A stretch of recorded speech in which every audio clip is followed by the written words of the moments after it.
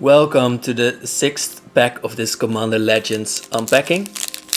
Really glad that this is working out and that there are people that like it. I've even heard some people that put this on the background, and I really like that. So I will try to get into that. Right away we have a new card, and that is always fun to me. We've seen a little bit of a preview there, which I do not mind always.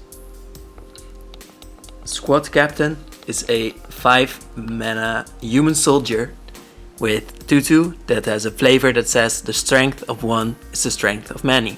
A very classic saying. And the captain has vigilance, and whenever it enters the battlefield with a +1 counter on it for each other creature you control. So it becomes stronger, it still has vigilance, and it can protect you. Universal Solvent is what we have seen before. The card that needs a lot of expertise to work, but can basically do anything. Sailor of Means is, I feel like, almost famous for what it does, but he doesn't want to be famous. It's a pirate from Ixalan that just makes a token, and that is ramp in blue, so that is of course good. Then we have a shake of the camera and a dragon egg, because maybe there is a lot in the future from this dragon egg, because when it dies you create a 2/2 red dragon with fire breathing, and that is really strong on turn 4 or 5 maybe even. Lifecrafter's Gift is a 4 mana instant that can put a +1 counter on target creature. Then you put a +1 counter on each creature you control with a +1 counter on it. So sort of proliferate, but only for creatures with +1 counts on them, of course. The best engineers recognize when a problem has already been solved. So it is a gift to this Lifecrafter. Life has already found its way. Here we have the other version of the Commodore from last time. It's Azure Fleet Admiral, and we see the other part of the flavor. Your concern for my safety is touching, but as long as your gunners remain reliably erratic, I see no reason to change course. So that is interesting to me, that they are sort of a partner, but they are not legendary or partner creatures. We have seen this one before as well as a foil the last time. Maybe get into the flavor this time. Anything that watches without sleep and fights without fear is a valuable ally against the Phyrexians. So probably this gargoyle is not really on the side of Mirrodin. It just hunts a lot, and that is why Kara Frist is a Nurok that likes this creature, even though it's so wild. Then we have Annoyed Altasar, another wild creature that is trying to eat a siren. It's a 7 mana dinosaur with reach and trample, and it cascades, so that is why it is not that bad that it is such a high cost. We have Iona's Judgment, a 5 mana exile card, and it can exile a creature or an enchantment, but that is a lot of mana. Still, it kills almost anything, so that is the good part about this, of course. This Judgment looks more like a blessing that we see unfold, but blessings and judgment are easy to mix up, especially when we are talking about angels, because only the righteous may stand. Here we see a warrior that might seem like they respect their angel's judgment, but that seems defeated nonetheless. He will be exiled for his weakness. Iona is an angel on Zendikar, the plane ravaged by Eldrazi, one of which, Emrakul, portrayed herself as the goddess Emeria. Iona did survive the first Eldrazi attacks, and then she was tainted by Emrakul's power to stand guard over Emeria's radiance. Iona's judgment, in other words, was Emrakul's judgment all along, and this warrior that we see might be exiled soon is probably a fine and worthy warrior, but Emrakul would prefer the world weak.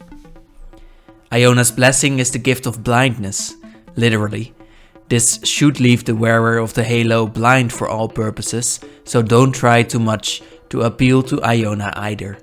I will leave you behind with blind faith, or none at all. And it's a common, so that's fun to see that white has removal still.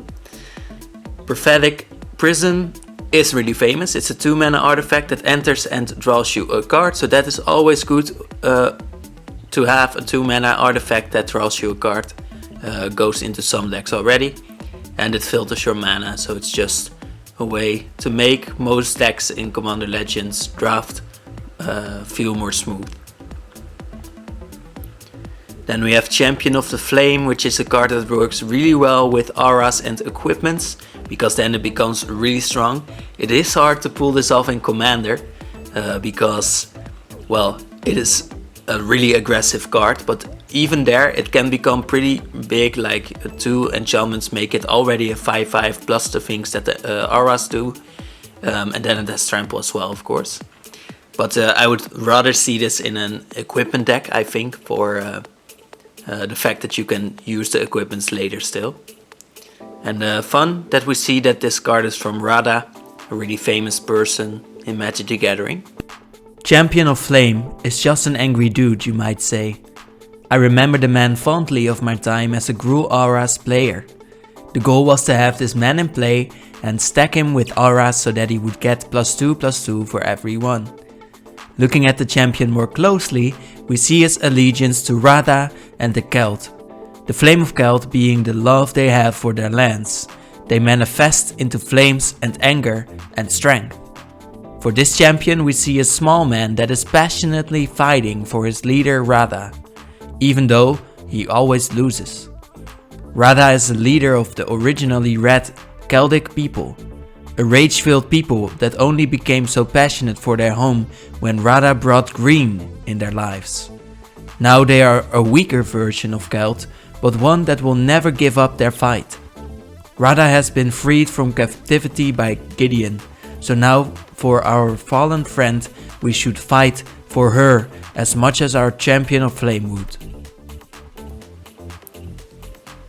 We have Flashback Marauder, another famous one, a 3 mana card, a zombie warrior, so a lot of zombie players play this and they recur it, and then everyone has to sacrifice things and people have to sacrifice because they sacrifice things. And then we see a Lara flavor where Grixis is a world where the only things found in abundance are death and decay. Corpses, whole or in part, are the standard currency among necromancers and demons. So I do feel like this is a little bit of an economic creature for zombie players, so that is a fitting flavor. Skilled Animator is a 3 mana human artificer.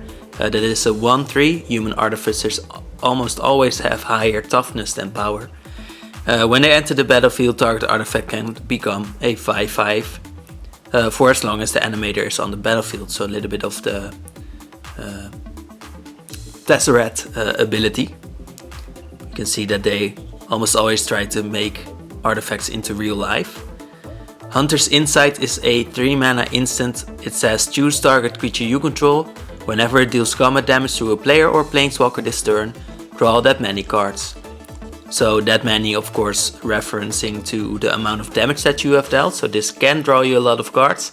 Your creature does need to get in, so maybe put this on something with trample or evasion otherwise. But otherwise, has a high upside, has a high risk of not doing anything. Slaughter the Strong. I remember liking this in draft for Ixalan, but well, not sure if it was in Ixalan actually, but memories go like that. We'll have to look that up and put it on the screen. Slaughter the Strong is a 3 mana sorcery that lets each player choose any number of creatures they control with total power 4 or less, then sacrifice all other creatures they control. So you can keep some weaker creatures. If you have a lot of walls with 0 power, you can keep all of them. So then it becomes really good. Otherwise, it's still a sort of board wipe, but people can keep some weaker units. But you can as well. So that is of course the upside, because white likes smaller creatures. Then we have Soul of Eternity, a 7 mana avatar. Its power and toughness are each equal to your life total, so it can be 40 or even higher if you are a life gain deck. Then Encore lets you exile this card from your graveyard, and for each opponent you create a copy token they gain haste, and they have to attack that opponent this turn if able, and they probably can because they have haste. And then you sacrifice them at the beginning of the next end step in any case. But that is a lot of power that is attacking them. If they do not have anything to block, they will lose at least approximately your life total worth of damage. So that is a strong card and fun, if you can make it work. Maybe you slaughter the strong to have them, well, maybe have no blockers. When Brynelin the Moonkraken enters the battlefield, or whenever you cast a spell with converted mana cost 6 or greater, you may return target non-land permanent to its owner's hand. So really slow, it's 8 mana, you probably will never play this, except for if you are in a really heavy ramp deck. But it's a partner, so it might, well, you might partner this with green, and then, well, maybe you get to play this card. Doesn't seem too strong, but it's basically big stuff tribal, so not too bad that it is big. Talking about big stuff tribal, Kamal, Heart of Krosa is an 8 mana human druid. At the beginning of combat on your turn, creatures you control get +3/+3 and gain trample until the end of turn. So it is a finisher if you can get to combat, of course. Because, of course, trample helps with finishing your opponents. Then for 2 mana, until end of turn, target land you control becomes a 1/1 elemental creature with vigilance, indestructible and haste. You can do this anytime, as long as you have 2 mana and the land, well, that can still attack. It has vigilance, but it will not become untapped. Nope. Otherwise it would be really strong, as it could tap itself again. But yeah, a really strong finisher if you can get it on the battlefield again. This one has partner as well, so it might go well with Brynelin from just now. And I believe Kamal has a really big story behind him. Kamal, the big dude with the power to turn the forest into bears, is here seen making a demonic bear from the roots of a tree.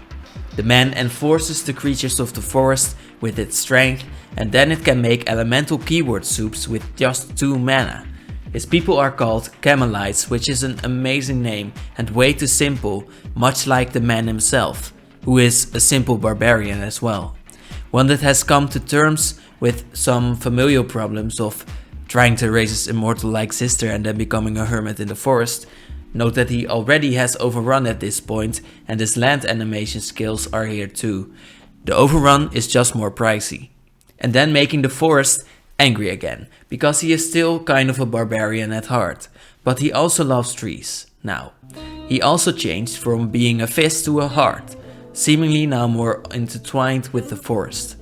Simplicity incarnate lives on in the Camelites now. Heart, mind and fist are enough.